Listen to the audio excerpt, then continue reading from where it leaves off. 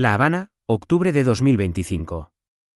La ciudad, con sus calles empedradas y fachadas coloniales, parecía respirar un aire de tranquilidad engañosa. Por el Vedado, los autos antiguos se desplazaban lentamente, mientras la brisa del malecón arrastraba aromas a salitre y tabaco. Pero en esa aparente calma se gestaba un misterio que pronto sacudiría la capital cubana. Rafael Díaz era un hombre de 42 años, ingeniero civil, residente de un elegante edificio colonial. De estatura media, cabello oscuro y una vida rutinaria, parecía el prototipo del ciudadano común. Trabajaba en una pequeña empresa de ingeniería y disfrutaba de la lectura en su tiempo libre. Sus vecinos lo describían como alguien reservado, casi hermético. Nunca había tenido conflictos conocidos, ni enemistades que se hicieran públicas. Sin embargo, la noche del 15 de octubre marcaría el inicio de un caso que pronto se conocería como el asesino silencioso. Esa noche, Rafael estaba en su estudio, revisando planos de un proyecto urbano. La ventana entreabierta dejaba entrar la brisa nocturna y el susurro lejano del mar. Afuera, la ciudad dormía, adentro, un silencio absoluto reinaba. A las 2 de la madrugada, un grito repentino y desgarrador rompió la quietud. Fue un sonido tan breve que parecía un eco, y luego volvió a reinar el silencio, como si nada hubiera ocurrido. Los vecinos, sorprendidos, asomaron la cabeza por las ventanas. Nadie vio nada, pero algunos reportaron una sensación extraña, un escalofrío que recorría las calles vacías. Cuando la policía llegó al lugar a las 7 de la mañana, Rafael yacía muerto en su escritorio, con la expresión congelada de quien ha visto algo aterrador. La habitación estaba cerrada desde dentro. La puerta no mostraba señales de violencia, y los vidrios de la ventana estaban intactos. No había signos de robo, ni armas, ni indicios de lucha. Solo una nota cuidadosamente escrita. El silencio es la última palabra. El teniente Ernesto Rodríguez, un hombre de mediana edad con más de 20 años en la policía habanera, inspeccionó la escena con minuciosidad. Reconocido por su calma y meticulosidad, Rodríguez sentía que ese caso no sería común. La nota, aunque breve, parecía tener un propósito claro: intimidar, dejar un mensaje. El caso de Rafael Díaz rápidamente llamó la atención de la prensa local. Los periódicos publicaron titulares sensacionalistas: misterio en el Vedado, muere Rafael Díaz en extrañas circunstancias y el silencio que mata, primer asesinato sin evidencias. La investigación policial se centró en encontrar cualquier pista que pudiera explicar la muerte.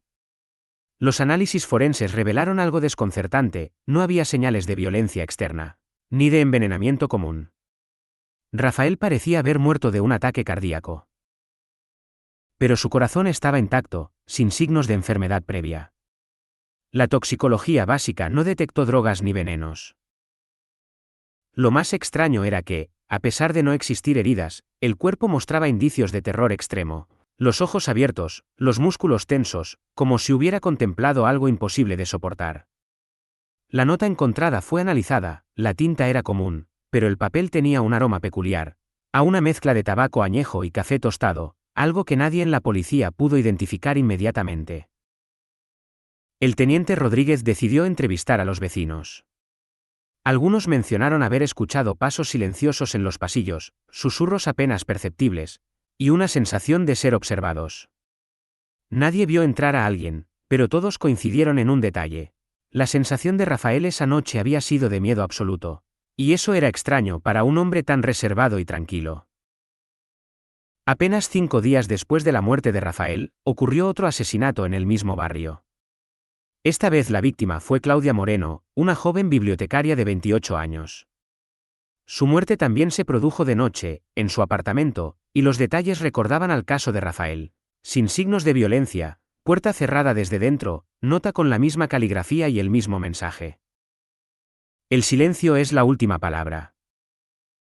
La policía comenzó a sospechar un patrón: alguien que actuaba de manera precisa, silenciosa y meticulosa, capaz de matar sin dejar rastros. El temor creció en la ciudad, y pronto la prensa comenzó a hablar de el asesino silencioso de La Habana. Rodríguez se encontraba frente a un enigma que desafiaba la lógica. No había modus operandi tradicional, no había motivo claro, no había relación aparente entre las víctimas. Rafael y Claudia no se conocían. Sus vidas eran completamente independientes, pero ambos habían sido elegidos para un destino idéntico.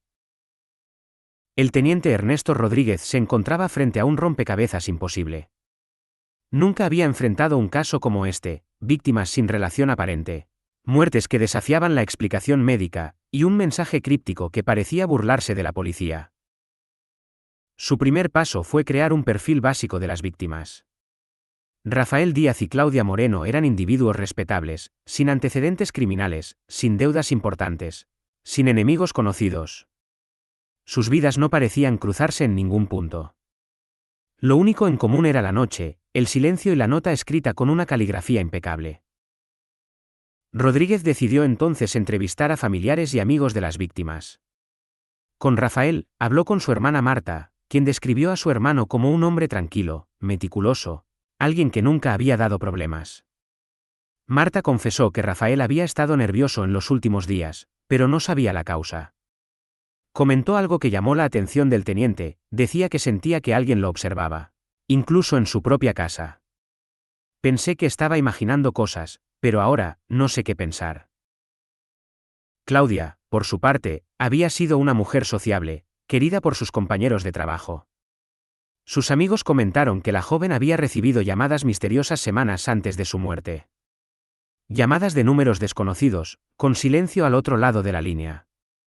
Al principio pensamos que eran bromas de mal gusto, dijo uno de sus compañeros. Pero ella estaba nerviosa, muy nerviosa. Siempre decía que alguien la estaba siguiendo. Estos testimonios sugirieron un patrón más inquietante: el asesino no solo mataba, sino que aterrorizaba a sus víctimas antes de ejecutar el acto. El mensaje escrito y la sensación de vigilancia eran parte del modus operandi, algo que Rodríguez no había visto en toda su carrera. Apenas una semana después, la tercera víctima fue encontrada en el barrio de Centro Habana. Se trataba de Joaquín Herrera, un profesor universitario de 50 años, conocido por su carácter introvertido y su vida tranquila. La escena era idéntica a las anteriores: apartamento cerrado desde dentro, sin signos de violencia, y la nota con la frase que ya se había convertido en sinónimo de terror. El silencio es la última palabra. El temor comenzó a apoderarse de la ciudad. Los habitantes cerraban puertas con llave, revisaban pasillos y esquinas, y hablaban en voz baja, con miedo de ser escuchados. La prensa no tardó en bautizar al criminal como el asesino silencioso de La Habana. Rodríguez reunió a su equipo y comenzó a trazar un perfil más detallado. 1. Meticulosidad extrema: actuaba sin dejar huellas, sin armas visibles, sin forzar cerraduras. 2. Elección de víctimas aparentemente al azar, personas con vidas respetables, sin conexión entre sí. 3. Elemento psicológico: la nota y la sensación de vigilancia antes de la muerte indicaban que el asesino buscaba infundir miedo. 4. Temporalidad: las muertes ocurrían de noche, cuando la ciudad estaba más tranquila y la vigilancia era mínima. El equipo de Rodríguez revisó cámaras de seguridad en zonas cercanas, pero el asesino parecía moverse con absoluta discreción. No había registros de su presencia, ni vehículos sospechosos, ni rostros reconocibles. Todo indicaba que se trataba de alguien con un conocimiento profundo de la ciudad y de cómo evitar ser detectado. 10 días después de la muerte de Claudia, ocurrió el tercer asesinato. Ernesto Paredes, un arquitecto de 35 años, fue encontrado muerto en su departamento en Centro Habana. La escena repetía el mismo patrón: puerta cerrada desde dentro, ausencia de violencia, nota con el mismo mensaje y el aroma extraño. El pánico comenzó a crecer entre la población. Los ciudadanos empezaron a quedarse en casa durante la noche, cerrando puertas y ventanas. Pero nada parecía suficiente. El asesino silencioso había logrado instaurar un terror colectivo. Su modus operandi no solo afectaba a sus víctimas, sino a toda la ciudad. La prensa multiplicaba los titulares sensacionalistas: el asesino silencioso acecha La Habana. Miedo invisible, nadie está a salvo. Cada noticia incrementaba la tensión social, y de manera irónica, reforzaba la estrategia del criminal. El miedo era su arma más poderosa. Rodríguez sabía que debía actuar con rapidez. Había que anticipar los movimientos del asesino antes de que ocurriera un cuarto asesinato. Sin embargo, la falta de patrones claros dificultaba cualquier predicción. Cada víctima parecía elegida al azar, pero la policía estaba convencida de que existía un hilo conductor, aunque invisible. Durante la investigación, Rodríguez revisó archivos antiguos de la policía. Buscaba casos similares, asesinatos sin motivo aparente, muertes misteriosas que hubieran quedado sin resolver. Fue entonces cuando encontró un expediente fechado en 1998, en Marianao. Un hombre llamado Alejandro Guzmán había sido encontrado muerto en circunstancias extrañas, con la misma nota que ahora aparecía en cada escena del crimen. La coincidencia era inquietante. Podría ser que el asesino silencioso hubiera actuado hace décadas y luego desaparecido, ¿para ahora retomar su actividad? ¿O era un imitador obsesionado con recrear un crimen histórico? Marta Ledesma sugirió la posibilidad de un asesino en serie que operaba por ciclos, alguien que dejaba evidencia mínima, desaparecía durante años y luego regresaba con renovado interés por el miedo humano. Esta hipótesis aumentó la urgencia de la investigación, no podían permitirse errores, porque cada noche era una oportunidad para que otra víctima desapareciera. A mediados de noviembre, casi un mes después del primer asesinato, Rodríguez recibió un informe inesperado. Un joven repartidor llamado Daniel Morales afirmó haber visto a un hombre salir de un callejón oscuro con una nota idéntica a la encontrada en las escenas del crimen. Daniel describió al hombre como alto, delgado, con un abrigo oscuro y sombrero, exactamente como los vecinos habían mencionado anteriormente. Lo más inquietante era que el hombre caminaba con una naturalidad que desafiaba la lógica. Parecía desaparecer entre las sombras, como si la ciudad misma lo ocultara. Daniel proporcionó un dibujo aproximado del sospechoso, que se convirtió en la primera imagen visual que la policía tuvo del asesino. Rodríguez reunió a su equipo, ese podía ser el punto de partida para una operación más directa. Hasta ese momento, los asesinatos parecían imposibles de prevenir, ahora había un patrón observable, aunque todavía escurridizo. Decidido a atrapar al asesino silencioso, Rodríguez diseñó un plan cuidadosamente calculado. Se eligió un apartamento en El Vedado que coincidía con las características de las residencias anteriores. Un lugar aislado, con ventanas altas y acceso limitado. El equipo policial instaló cámaras ocultas, sensores de movimiento y mantuvo vigilancia constante durante las noches siguientes. Además, Rodríguez decidió dejar un cebo, un paquete cuidadosamente colocado con un mensaje simulado, similar al de las notas de las víctimas. La idea era provocar al asesino y atraerlo hacia la trampa. Las noches pasaban y el miedo aumentaba. Los vecinos dormían con las luces encendidas, y la ciudad entera parecía contener la respiración. Finalmente, en la tercera noche de vigilancia, las cámaras captaron movimiento. Una figura emergió de la penumbra. El hombre era exactamente como lo habían descrito, alto, delgado, con abrigo oscuro y sombrero. Se movía con una cautela obsesiva, cada paso medido, como si conociera cada centímetro del terreno. Rodríguez dio la orden de esperar y observar, evitando cualquier acción precipitada. El asesino tomó la nota simulada del paquete, la examinó detenidamente, y luego la guardó con delicadeza. Durante varios minutos permaneció inmóvil, como evaluando la situación, antes de desaparecer nuevamente en la oscuridad. Tras el avistamiento, Marta Ledesma revisó el vídeo de la cámara y comenzó a elaborar un perfil más detallado del asesino silencioso. Edad aproximada, entre 45 y 55 años, educación elevada, caligrafía precisa, comportamiento meticuloso, comprensión de la psicología del miedo, movilidad silenciosa, entrenamiento en desplazamiento sigiloso, probablemente con conocimientos de artes marciales o habilidades de evasión, obsesión por el control. Su ritual consistía en mantener las escenas impecables, sin signos de violencia evidente. Rodríguez concluyó que enfrentaban a alguien extremadamente inteligente, meticuloso y obsesionado con la perfección. No solo estaba matando, sino dejando un mensaje, que nadie, ni la policía ni los ciudadanos, podía escapar de su control. A pesar de la vigilancia intensiva, la cuarta víctima apareció. Esta vez fue Leonardo Suárez, un periodista de 33 años conocido por investigar historias de crimen en la ciudad. Su muerte confirmó un patrón aún más inquietante: el asesino silencioso elegía víctimas no por enemistad, sino por su visibilidad y su conexión con la sociedad. Leonardo fue encontrado muerto en su apartamento, la nota repetida. El silencio es la última palabra. Lo más perturbador era que, a pesar de las medidas de vigilancia, el asesino había logrado actuar sin dejar rastro. Esto mostró que no solo era meticuloso y silencioso, sino capaz de planear rutas de escape imposibles de rastrear. El pánico en La Habana alcanzó un punto crítico. Los medios de comunicación saturaban la ciudad con noticias y teorías conspirativas. Algunos vecinos comenzaron a formar patrullas improvisadas por las noches, mientras otros simplemente se encerraban, temerosos de ser la próxima víctima. Rodríguez sabía que debía anticipar el patrón del asesino antes de que la ciudad se sumiera en el caos absoluto.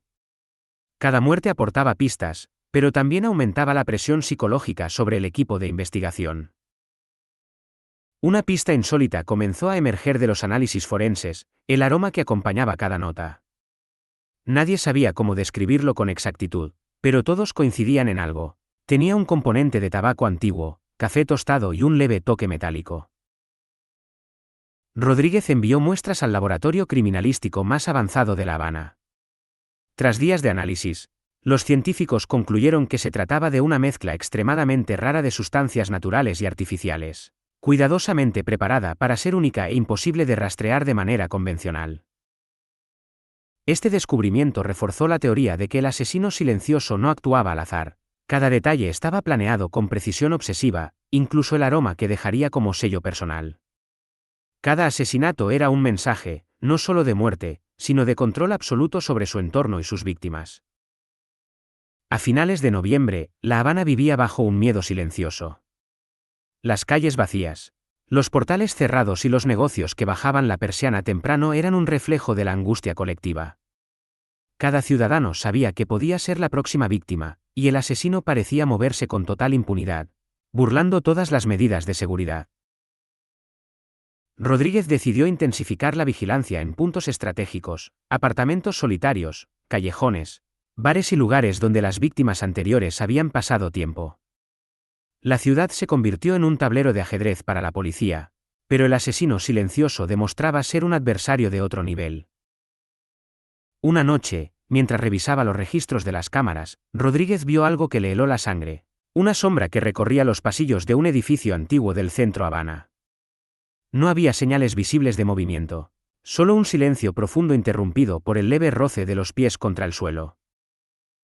El equipo intentó interceptarlo, pero cada vez que se acercaban, la figura desaparecía, como si el aire mismo la tragara. Por primera vez, Rodríguez sintió que el asesino no era solo meticuloso, sino que parecía anticipar cada movimiento de la policía. En un giro inesperado, durante la vigilancia de un edificio en El Vedado, un joven oficial logró seguir de cerca al sospechoso. Lo vio salir de un apartamento que coincidía con el patrón de las víctimas anteriores. El hombre caminaba lentamente, con cuidado de no hacer ruido, y portaba un sobre idéntico a los que se habían encontrado en los asesinatos. El oficial dio la alarma, y Rodríguez ordenó un cerco inmediato. Pero el asesino silencioso parecía haber previsto el movimiento. Desapareció en la penumbra antes de que pudieran atraparlo. Lo único que dejó atrás fue el sobre, abierto y vacío, salvo por un pequeño papel doblado. Más cerca de lo que crees. El mensaje generó un impacto psicológico en la policía. El asesino no solo mataba, sino que jugaba, burlándose de los investigadores y demostrando su superioridad. Cada acción del equipo era anticipada, cada movimiento observado, como si formaran parte de un juego macabro. Mientras el caso se volvía cada vez más complejo, Rodríguez decidió investigar más profundamente el pasado de las víctimas y sus posibles conexiones. Lo que descubrió fue inquietante, aunque aparentemente no se conocían entre sí. Todas habían tenido algún contacto indirecto con un hombre llamado Rafael Ortiz, fallecido décadas atrás en un misterioso accidente laboral.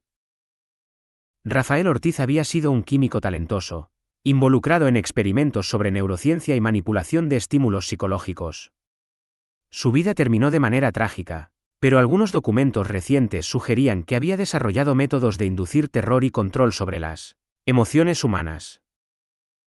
La policía comenzó a sospechar que el asesino silencioso podría ser un discípulo, imitador o incluso alguien que había heredado el legado de Ortiz, aplicando sus conocimientos para perfeccionar asesinatos psicológicos sin dejar evidencia física. En diciembre, la quinta víctima fue encontrada, Marta Delgado, una profesora universitaria de psicología. Su muerte confirmó un patrón alarmante: el asesino elegía personas relacionadas con el conocimiento, la investigación y la sociedad, no al azar, sino con un propósito ligado al poder sobre la mente humana. La nota repetía el mensaje icónico: el silencio es la última palabra.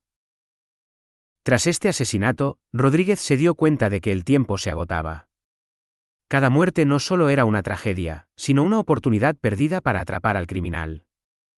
La presión aumentaba y el miedo se expandía por toda la ciudad, la población estaba paralizada, y cada rincón parecía un escenario potencial para el asesino silencioso. Los análisis forenses finalmente arrojaron luz sobre un aspecto crucial. Aunque no se observaban signos de violencia física, las víctimas habían sido expuestas a un agente químico volátil, inhalado por el ambiente cerrado de sus apartamentos. Este compuesto provocaba reacciones intensas de terror y estrés extremo, hasta inducir un fallo cardíaco en individuos con sensibilidad particular. Era un método sofisticado: el asesino no necesitaba atacar físicamente, ni forzar la entrada, ni dejar evidencia. Solo bastaba con infiltrarse discretamente en los hogares, dejar la sustancia y retirarse, dejando atrás una nota para incrementar el impacto psicológico. Esto confirmó la teoría de Rodríguez: el asesino silencioso combinaba conocimientos químicos, planificación meticulosa y un profundo entendimiento de la mente humana para controlar y ejecutar sus crímenes, sin ser detectado. Tras descubrir el método químico y la conexión con Rafael Ortiz, Rodríguez y su equipo comenzaron a buscar personas que pudieran tener los conocimientos y la obsesión necesarios para replicar los crímenes. Se revisaron archivos académicos, laboratorios antiguos y listas de excolaboradores de Ortiz. Un nombre comenzó a destacar: Víctor Álvarez, un exalumno de Ortiz, químico brillante y solitario, con un historial de obsesión por los estudios de la mente humana y el control psicológico. Víctor había desaparecido de la vida pública hacía años, pero sus registros mostraban que estaba viviendo en La Habana, en un apartamento antiguo del barrio de Centro Habana. Marta Ledesma advirtió que Víctor coincidía con varios rasgos del perfil: educación avanzada, habilidades químicas, conocimiento de neurociencia, comportamiento meticuloso y obsesión por la perfección. Además, su edad coincidía con la estimación basada en los avistamientos. Rodríguez decidió que Víctor Álvarez debía ser interrogado de inmediato. La policía comenzó a preparar un operativo para acercarse a él sin alertarlo. El operativo se realizó de noche, siguiendo el patrón del asesino. Rodríguez y su equipo se dividieron en grupos: algunos vigilarían los accesos al edificio, mientras otros rodeaban el apartamento desde donde Víctor podría actuar. Cada detalle estaba calculado para evitar que el criminal se diera cuenta de la operación. Durante varias horas, la vigilancia fue infructuosa. Pero cerca de la medianoche, una sombra apareció en el pasillo. Era alta, delgada, con el clásico abrigo oscuro y sombrero que tanto había descrito Daniel Morales. Rodríguez dio la orden de aproximarse con cautela. Víctor parecía actuar con naturalidad, como si supiera que lo estaban observando. Sin embargo, un pequeño descuido permitió que un oficial lo siguiera discretamente hasta la entrada de su apartamento. Allí, el sospechoso recogió un sobre, lo examinó y lo guardó antes de entrar. Era la primera vez que la policía lo veía en acción, y por fin tenían evidencia concreta para vincularlo con los asesinatos. Rodríguez decidió esperar el momento adecuado para intervenir. Se coordinó con la policía de manera que Víctor no tuviera posibilidad de escapar. Entraron al apartamento, y lo encontraron revisando frascos y sobres cuidadosamente etiquetados. Los agentes descubrieron ingredientes químicos, libros de neurociencia, y notas detalladas sobre cómo inducir terror y controlar reacciones emocionales. Víctor Álvarez, al percatarse de la presencia de la policía, no mostró miedo. Su mirada era fría y calculadora, pero un leve temblor en las manos delataba que había sido sorprendido.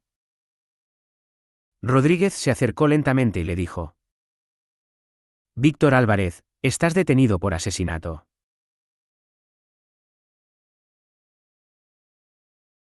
Tienes derecho a guardar silencio. Víctor lo interrumpió con una voz firme pero tranquila.